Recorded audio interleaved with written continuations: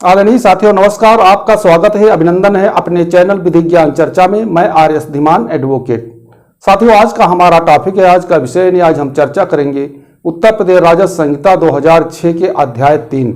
अध्याय 3 का नाम है परिषद और राजस्व अधिकारी।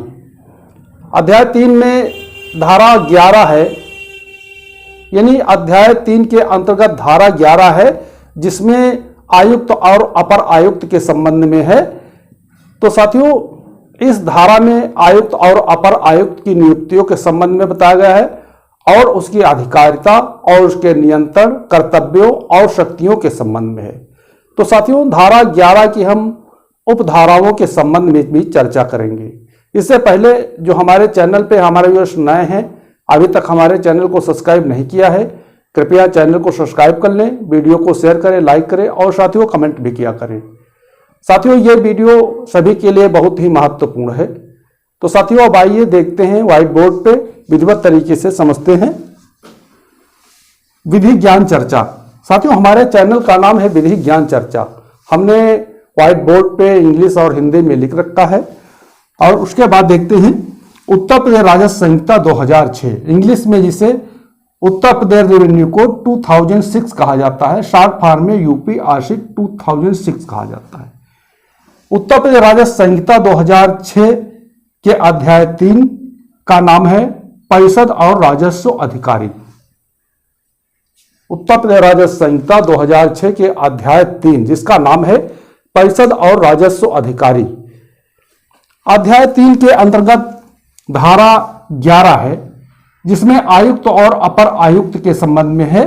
आयुक्त और अपर आयुक्त को इंग्लिश में कमिश्नर एंड एडिशनल कमिश्नर कहा जाता है।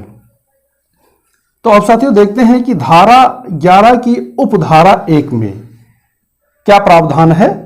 यानी धारा 11 की उपधारा 1 में प्रावधान है राज्य सरकार प्रत्येक मंडल में एक आयुक्त की नियुक्ति करेगी जो अपने मंडल के भीतर इस संहिता या तत्समय किसी अन्य विधि द्वारा या उसके अधीन किसी आयुक्त को प्रदत्त शक्तियों और अधिरोपित कर्तव्यों का निर्वहन करेगा और अपने मंडल में सभी राजस्व अधिकारियों पर प्राधिकार का प्रयोग करेगा। धारा 11 की उपधारा 1 में प्रावधान है कि राज्य सरकार प्रत्येक मंडल में एक आयुक्त की नियुक्ति करेगी जो अपने मंडल के भीतर इस संहिता या तत्समय प्रवृत्त किसी अन्य विधि द्वारा या उसके अधीन किसी आयुक्त को प्रदत्त शक्तियों का प्रयोग और अधिरोपित कर्तव्यों का निर्वहन करेगा और अपने मंडल में सभी राजस्व अधिकारियों पर प्राधिकार का प्रयोग करेगा। अब साथियों देखते हैं धारा 11 की उपधारा 2। धारा 11 की उपधारा 2 में प्रावधान है कि राज्य सरकार एक या उससे अधिक मंडलों में एक या उससे अधिक अपर आयुक्तों की नियुक्ति कर सकती है। धारा 11 की उपधारा 2 में प्रावधान है कि राज्य सरकार एक या उससे अधिक मंडलों में एक या उससे अधिक अपर आयुक्तों की नियुक्ति कर सकती है। अब साथियों देखते हैं धारा 11 की उपधारा 3। धारा 11 की उपधारा 3 में प्रावधान है कोई अपर आयुक्त ऐसे मामले या मामलों की श्रेणियों में आयुक्त की ऐसी शक्तियों का प्रयोग और कर्तव्यों का निर्वहन करेगा जैसा राज्य सरकार द्वारा या राज्य सरकार के किसी निर्देश के अभाव में मंडला आयुक्त द्वारा निर्देशित किया जाएगा। धारा 11 की उपधारा 3 में प्रावधान है कि कोई अपर आयुक्त ऐसे मामले या मामलों की श्रेणियों में आयुक्त की ऐसी शक्तियों का प्रयोग और उसके कर्तव्यों का निर्वहन करेगा जैसा राज्य सरकार द्वारा या राज्य सरकार के किसी निर्देश के अभाव में मंडला आयुक्त द्वारा निर्देशित किया जाए। कहने का मतलब है यदि राज्य सरकार द्वारा निर्देश दिया गया है या राज्य सरकार द्वारा निर्देश के अभाव में मंडला आयुक्त भी निर्देशित कर सकता है। उसके बाद साथियों देखते हैं धारा 11 की उपधारा 4, धारा 11 की उपधारा 4 में प्रावधान है, आयुक्त पर तत्समय लागू इस संहिता के उपबंध और प्रत्येक अन्य विधि इस धारा के अधीन शक्तियों का प्रयोग या किन्हीं कर्तव्यों के निर्वहन के समय अपर आयुक्त पर इस प्रकार लागू होंगे मानो वह मंडला आयुक्त हो। धारा 11 की उपधारा 4 में प्रावधान है कि आयुक्त पर तत्समय लागू यानी उस समय लागू इस संहिता के उपबंध और प्रत्येक अन्य विधि इस धारा के अधीन शक्तियों का प्रयोग या किन्हीं कर्तव्यों के निर्वहन के समय अपर आयुक्त पर इस प्रकार लागू होंगे कि मानो वह मंडला आयुक्त हो। उसके बाद साथियों देखते हैं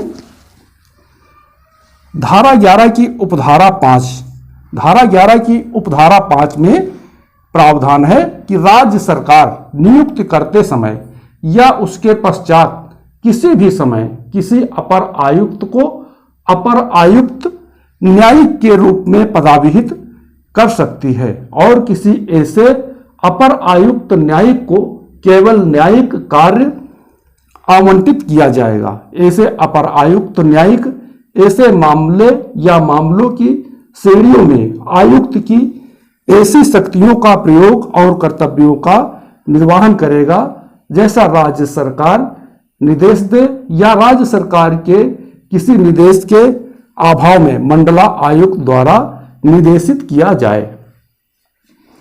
धारा 11 की उपधारा 5 में प्रावधान है कि राज्य सरकार नियुक्ति के समय या उसके पश्चात किसी समय किसी भी अपर आयुक्त को अपर आयुक्त न्यायिक के रूप में पदाभिहित कर सकती है और किसी ऐसे अपर आयुक्त न्यायिक को केवल न्यायिक कार्य आवंटित किया जाएगा। ऐसा अपर आयुक्त न्यायिक ऐसे मामले या मामलों की श्रेणियों में आयुक्त की ऐसी शक्तियों का प्रयोग और कर्तव्यों का निर्वहन करेगा जैसा राज्य सरकार निर्देश दे या राज्य सरकार के किसी निर्देश के अभाव में मंडला आयुक्त द्वारा निर्देशित किया जाए।